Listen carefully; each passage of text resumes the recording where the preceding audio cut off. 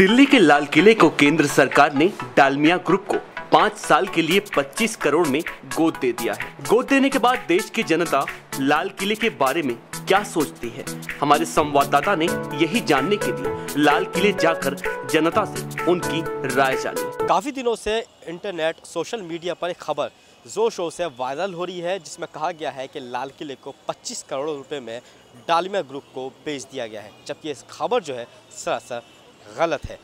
जी हाँ, डालमिया ग्रुप को 25 करोड़ रुपए में लाल किले को गोद दिया गया है। ये जो पूरा गोद का जो प्रोसीजर है ये कानून के तहत किया गया है और 5 साल के लिए लाल किले को डालमिया ग्रुप को दिया गया है, जिसके अंदर डालमिया ग्रुप जो है लाल किले का पूरा रखरखाव करेगा, वाईफाई की सुविधा देगी, पानी की सुविधा देगी, शौचालय की सुविधा देगी। इसके अलावा जो भी लाल किले से कमाई होगी वो डालमिया ग्रुप को जाएगी।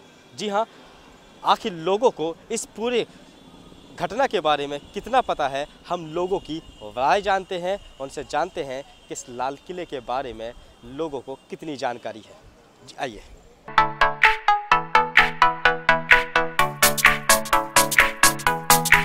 सोशल मीडिया पे जो खबर चल रही है कि लाल किले किराए पे दे दिया गया, कोई कह रहा है बेच दिया गया, इस बारे में आपको कितना पता है? सर, हमें पता लगा है मोदी जी ने कि जो डालमिया उसको किराए पे दिया, ये ठेके पे दिया है 5 साल के लिए, वो 25 करोड़ में। एक्चुअली ऐसा है, सोशल मीडिया पे तो कुछ भी डाल सकते हैं, हम कुछ नहीं कह सकते। ये देश की परंपरा का सवाल है, ये कोई मजाक नहीं है कि किसी ने कह दिया बेच दिया। अगर आगरा का ताजमहल भी लोग कहते हैं कि मोदी जी ने बेच दिया, ऐसा कुछ नहीं है। मगर इसकी ज़रूरत क्या है? क्या आज हमारे भारत सरकार के पास कोई ऐसी मशीनरी नहीं है जो इसकी देखभाल कर सके? क्या आज हमारे पास लोगों की कमी है इसकी देखभाल करने के लिए? अभी तक ऐसी कोई ऑथेंटिक कोई भी न्यूज़ हमने न तो पढ़ी है न सुनी है कि लाल किले को बेचा गया या गोद दिया गया। इसके बारे में किसी तरह की कोई खबर हमारे पास, और सोशल मीडिया पे कुछ खबरें ऐसी होती है जिसको हाथ पाँव नहीं होते, ऐसी चलती रहती है। तो हमें अफवाहों पर ध्यान नहीं देना चाहिए। जब तक ऑथेंटिक कोई भी अगर प्रधानमंत्री जी अगर उसको डिस्प्ले करते हैं भाई ऐसी चीज़ है तो उसको माना जाए। जनता के अलावा राजनीतिक गलियारों में भी लाल किले की काफी चर्चा है। आइए जानते हैं नेतागढ़ का इस मामले पर क्या कहना है। सोशल मीडिया पे जिस तरीके से लगातार खबरें चल रही हैं कि लाल किले को 5 साल के लिए किराए पे दे दिया गया, कोई कह रहा है उसे बेच दिया गया, आखिर कितनी सच्चाई है, कितनी हकीकत है? हमारे साथ बातचीत करने के लिए मौजूद हैं निगम पार्षद और चेयरमैन आली मोहम्मद साहब। आली जी, ये बताइए, जिस तरीके से लगातार सोशल मीडिया पे खबरें चल रही हैं कि लाल किले को बेच दिया गया, कोई कह रहा है खरीद दिया गया, और सरकार कह रही है हमने इसे 5 साल के लिए गोद दिया है। आप मैं ये पूछना चाहता हूँ आपके माध्यम से कि सरकार को ऐसी ज़रूरत क्यों पड़ी?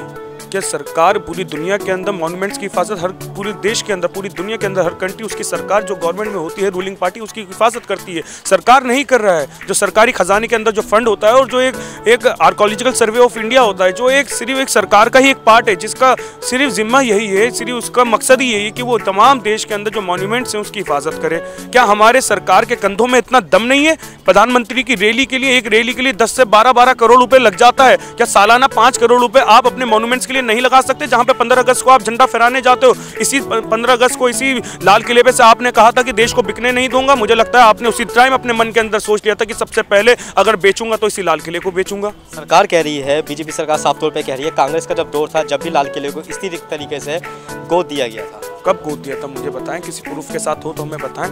अगर कांग्रेस पार्टी अगर ऐसा कर रही होती तो यहाँ पे लाल किले के पास आज विरोध प्रदर्शन नहीं हो रहा था।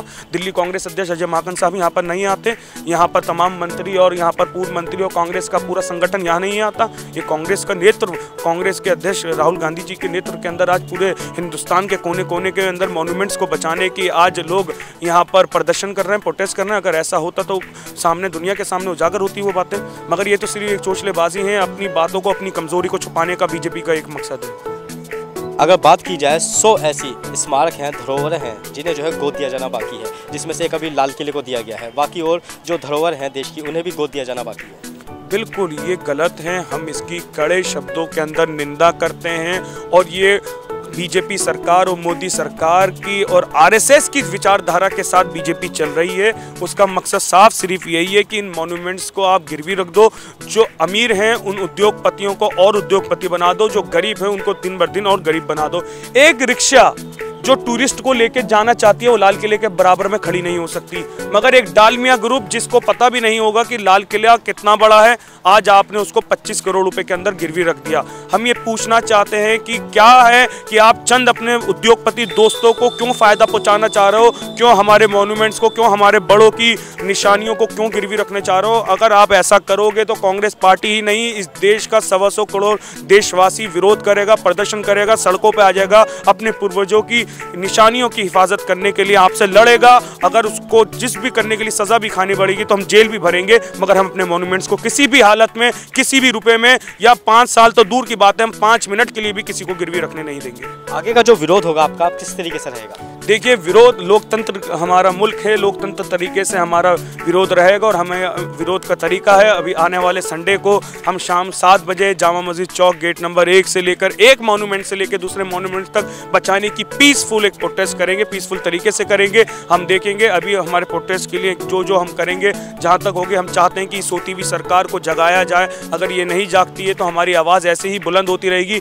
फिर हम देखते हैं कि हमारे कांग्रेस अध्यक्ष राहुल गांधी साहब का जो हमारे पर हुक्म होगा, जिस तरीके से विरोध करना होगा हम करेंगे। हम पार्लियामेंट में विरोध करेंगे, हम विधानसभाओं के अंदर विरोध करेंगे, हम प्रधानमंत्री निवास तक जाके विरोध करेंगे। राष्ट्रपति के पास भी जाना पड़ा तो हम राष्ट्रपति साहब के पास भी जाएंगे कि हमारे देश के मॉन्यूमेंट्स को बचाया जाए।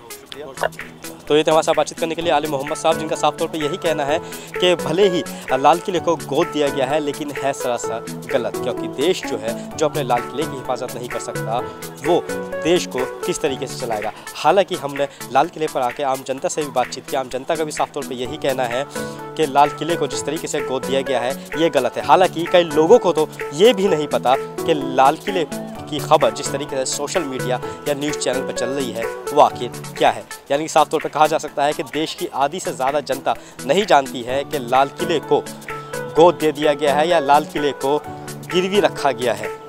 यानी कि सारे राजनीति गलियारों में जिस तरीके से उथल पुथल हो रही है, ये सारे चुनावी फ़ायदे लेने का मकसद है और कुछ नहीं। कैमरा पर्सन राजेश तिवारी के साथ माजिद अली, नेटवर्क न्यूज़, दिल्ली। आप दिल्ली से कहीं दूर हिल स्टेशन पर गए हैं? क्या लौट कर आने का दिल नहीं कर रहा है? अरे जनाब, लौट आइए, क्योंकि DPL ग्रुप लाया है आपके लिए एक ऐसा आशियाना जहां आप नोएडा, दिल्ली के मयूर विहार और सरिता विहार से मात्र 10 से 15 मिनट में पहुंच सकते हैं। प्रकृति की गोद में बसे फ्लोरा फार्म हाउस में swimming pool, cricket ground, club, children zone, party lawn, cafeteria, horse riding और एडवेंचर्स एक्टिविटीज की है ढेर सारी फैसिलिटीज। तो आप प्रति स्क्वायर यार्ड सिर्फ 577 रुपए में बनाइए अपने सपनों का आशियाना, क्योंकि ऐसी फैसिलिटीज कहीं और कहां। हमारे साथ जुड़े रहने के लिए हमारे YouTube चैनल को सब्सक्राइब करें, साथ ही बेल आइकन को दबाएं नेटवर्क न्यूज की खबरें सबसे पहले देखने के लिए।